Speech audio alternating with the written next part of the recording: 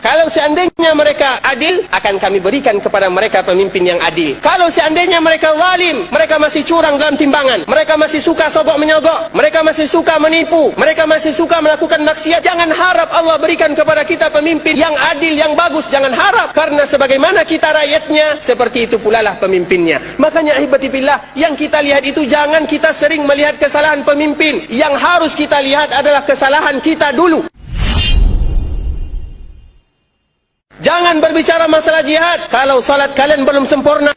Jangan kalian berbicara masalah jihad kalau wudhu kalian belum sempurna. Jangan kalian berbicara masalah jihad kalau ibadah kalian belum sempurna. Dan inilah yang disebutkan oleh para ulama ahibati fillah, terutama di akhir zaman yang kita kenal dan yang kita dengar, sebagaimana yang disebutkan jihad kepada pemimpin sendiri. Karena di dalam istilah Islam, di dalam agama kita, tidak ada yang namanya jihad kepada pemimpin. Dengarkan baik-baik, tidak ada yang namanya jihad kepada pemimpin. Jihad itu ahibati fillah kepada orang-orang kufar atas izin pemimpin. Kama takunu yuwalla alaikum, sebagaimana keadaan kalian, maka seperti itulah pemimpin kalian. Ketika kalian masih curang dalam timbangan, jangan harap pemimpin kalian berlaku adil. Ketika kalian masih memakan riba, jangan harap pemimpin kalian tidak melakukan kezaliman. Ketika kalian masih melakukan maksiat, jangan harap pemimpin kalian akan bersih. Kama takunu yuwalla alaikum, sebagaimana keadaan kalian, maka seperti itu pula lah keadaan pemimpin kalian. Ada salah seorang laki-laki yang datang kepada Ali bin Abi Talib. Kemudian laki-laki tersebut mengatakan,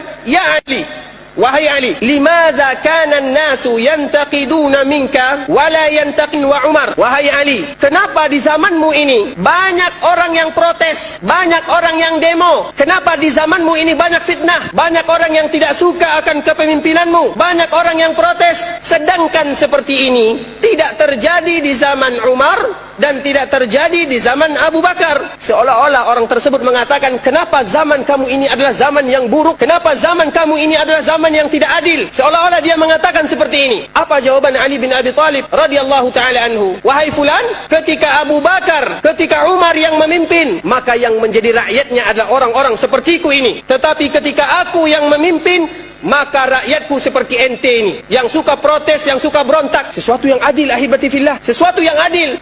Contoh yang kedua, Abdul Malik bin Marwan, yang dia adalah pemimpin kaum muslimin yang nomor 4 di zaman Al-Umayyah. Banyak orang yang tidak suka kepadanya, banyak orang yang protes kepadanya, dan banyak orang yang demo kepadanya. Dengarkan baik-baik ahibati fillah, karena ini adalah manhaj Ahlus Sunnah wal Jamaah. Pahami baik-baik, dengarkan kisah mereka supaya kita bisa mengambil pelajarannya. Ketika Abdul Malik bin Marwan ini melihat rakyatnya banyak yang protes, yang tidak suka kepadanya, maka dia memerintahkan pasukannya atau bala tentaranya untuk mengumpulkan rakyatnya di daerah Syam. Ketika rakyatnya sudah berkumpul, apa kata Abdul Malik bin Marwan? Ya ma'syarar ra'iyah, ma ansaftumuna turiduna an nasira misla masirati Abi Bakr wa Umar wa la tasiruna misla ra'iyati Abi Bakr wa Umar. Wahai kalian rakyatku, kalian tidak adil kepada kami. Ma ansaftumuna, kalian tidak jujur kepada kami, kalian tidak berlaku adil kepada kami. Kalian menginginkan agar kami menjadi seorang pemimpin yang adil, agar kami menjadi pemimpin seperti Abu Bakar, agar kami menjadi pemimpin seperti Umar. Tetapi kalian tidak mau menjadi rakyat seperti rakyatnya Abu Bakar, tidak mau menjadi rakyat seperti rakyatnya Umar bin Khattab radhiyallahu ta'ala anhum. Makanya harus adil. Ketika kita menginginkan pemimpin yang adil, kita dulu harus adil. Dan Allah maha adil. Sehingga Allah subhanahu wa ta'ala mengatakan dalam surah Al-An'am, wa kadzalika nuwalli ba'dadh dhalimina ba'dhan bima kanu yaksibun. Akan kami timpakan kepada mereka tergantung keadaan mereka. Kalau seandainya mereka adil, akan kami berikan kepada mereka pemimpin yang adil. Kalau seandainya mereka zalim, mereka masih curang dalam timbangan, mereka masih suka sogok menyogok, mereka masih suka menipu, mereka masih suka melakukan maksiat, jangan harap Allah berikan kepada kita pemimpin yang adil, yang bagus. Jangan harap, karena sebagaimana kita rakyatnya, seperti itu pula lah pemimpinnya. Makanya ahibati fillah, yang kita lihat itu jangan kita sering melihat kesalahan pemimpin. Yang harus kita lihat adalah kesalahan kita dulu. Dan ini sudah dicontohkan oleh para ulama ahibati fillah, dan ini adalah akidah Ahlus Sunnah wal Jamaah.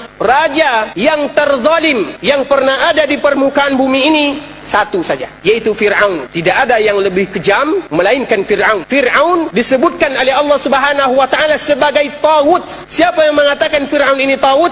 Allah yang mengatakan, innahu tagha. Fir'aun itu adalah taghut. Apa yang dilakukan oleh Fir'aun? Membunuh bayi-bayi Bani Israel. Sesuatu yang sangat kejam, mencincang hidup-hidup orang yang beriman kepada Musa. Itu yang dilakukan oleh Fir'aun. Kemudian apa kata Allah Subhanahu wa taala kepada Nabi Musa dan Nabi Harun, kakaknya Musa alaihi wassalatu wassalam? Wahai Musa, wahai Harun, izhaba ila fir'auna innahu tagha. Wahai Musa, wahai Harun, pergi temui Fir'aun, innahu tagha, karena dia sudah melampaui batas, karena dia sudah melakukan taghut, karena dia sudah melakukan kejahatan yang begitu besar, sehingga digambarkan oleh Allah Subhanahu wa taala dengan taghut. Taghut itu artinya sesuatu kejahatan yang luar biasa, yang sudah melampaui batas. Kemudian apa kata Allah Subhanahu wa taala? Ingat ayat sambungannya, faqula lahu qawlan layyina la'allahu yatazakkaru aw yakhsha.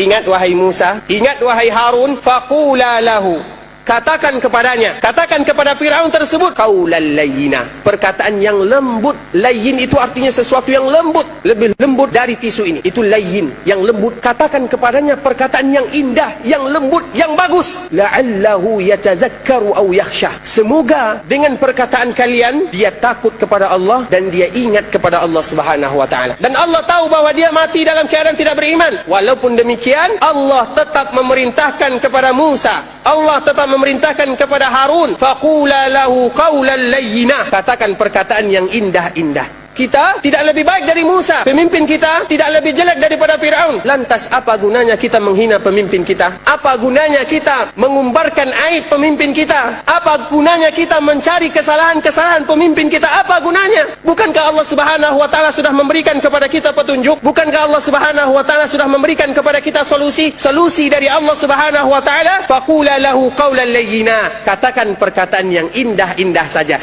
Kalau kalian tidak bisa mengatakan perkataan yang indah, hadis Rasulullah yang lain, falyaskut, maka diam. Kalau seandainya kita melihat kezaliman yang sudah terlalu zalim, hati kita ini merasa sesak, ingin menghina, ingin menghardik, maka cukup dengan diam saja. Karena setiap ucapan yang kita keluarkan untuk pemimpin kita, maka besok di hari akhirat kita akan dipertemukan oleh Allah Subhanahu wa taala dengan mereka dan mempertanggungjawabkan apa yang tadi sudah kita ucapkan. Sekarang solusi dari Rasulullah sallallahu alaihi wasallam dari hadis yang diriwayatkan oleh Imam Bukhari dan Imam Muslim dari sahabat Abdullah bin Abbas. Dengarkan baik-baik apa yang disampaikan oleh Rasul kita semuanya. Apa kata Rasulullah sallallahu alaihi wasallam? Man ra'a min amirihi syai'an mimma yakrahu falyasbir. Barang siapa di antara kalian yang melihat dari pemimpinnya sesuatu yang tidak dia sukai, dia benci terhadap perlakuan pemimpinnya, apa kata Rasulullah SAW kita? Demo? Tidak. Ceritakan aibnya? Bukan. Berontak dia? Tidak. Apa kata Rasulullah SAW?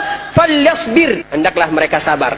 Kata Rasulullah SAW, tidak seorang pun di antara kalian yang dia tidak suka kepada pemimpinnya, kemudian dia ungkapkan, kemudian dia ceritakan, kemudian dia berlepas diri dari pemimpinnya, kecuali kalau seandainya dia meninggal mata maitatan jahiliyah, maka dia mati dalam keadaan matinya orang jahiliyah. Jadi kalau pemimpin kita zalim, itu hubungan dia dengan Allah Subhanahu wa taala, dan kita yakin bahwa Allah akan memberikan balasan kepada orang-orang yang zalim. Makanya Imam Ahmad ketika dia merasa terzalimi, dan sudah kita sampaikan, Imam Ahmad itu ahibati fillah, dia di borgol dari Baghdad menuju Syam, perjalanan yang begitu jauh, diletakkan di atas kuda dengan borgol yang berat borgolnya itu sama dengan berat badannya. Kalau seandainya cambuk yang dihadapkan kepada Imam Ahmad dihadapkan kepada unta, maka unta tersebut akan jatuh. Coba bayangkan kuatnya. Tetapi Imam Ahmad dia mengingat hadis Rasulullah sallallahu alaihi wasallam, man ra'a min amirihi syai'un mimma yakrahu falyasbir.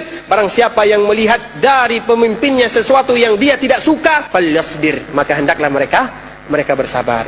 Dia lebih rela dirinya diazab daripada terjadi pertumpahan darah, karena tidak ada istilahnya keluar membuka aib pemimpin kecuali pasti ada yang meninggal. Siapa yang bertanggung jawab ahibati fillah? Bukankah kita mendengarkan Rasulullah SAW mengatakan, kalau seandainya dunia ini hilang, atau di dalam lafaz yang lain, kalau seandainya Ka'bah kiblat kita hilang, lebih ringan bagi Allah Subhanahu wa taala daripada hilangnya satu nyawa. Sekarang sudah berapa nyawa yang sudah melayang, dan siapa yang bertanggung jawab? Makanya Imam Ahmad dia tidak mau mengucapkan kalimat seperti ini walaupun dia dianiaya siang dan malam. Berapa lama dia dianiaya? 20 bulan. Apa kata Rasulullah sallallahu alaihi wasallam? Yakunu min ba'di, akan datang sepeninggalku a'immatun yahtaduna bighairi hudai, akan datang pemimpin setelahku, kata Rasulullah sallallahu alaihi wasallam, orang-orang yang tidak mengikuti petunjukku lagi. Wa yastannuna bighairi sunnati, dan mereka sudah keluar dari sunnahku, kata Rasulullah sallallahu alaihi wasallam. Wa yaqumu fihim rijal, dan akan ada di antara mereka qulubuhum qulubus syayatin fi jismani ins, akan ada di antara mereka hatinya itu berhati syaitan di dalam dada manusia. Sesuatu gambaran yang sangat berbahaya. Apa kata Hudzaifah? Ya Rasulullah, kalau seandainya aku mendapatkan zaman tersebut, seolah-olah Hudzaifah mengatakan kepada kita dan memberikan kepada kita gambaran, kalau seandainya kita berjumpa dengan zaman ini, apa yang harus kita lakukan? Apa kata Rasul kita, Rasul Anda, Rasul kita semua sallallahu alaihi wasallam? Asmi' wa ati' wa in akhadha malak wa daraba dhahrak. Dengarkan mereka, taati mereka, walaupun mereka mengambil hartamu dan memukul punggungmu.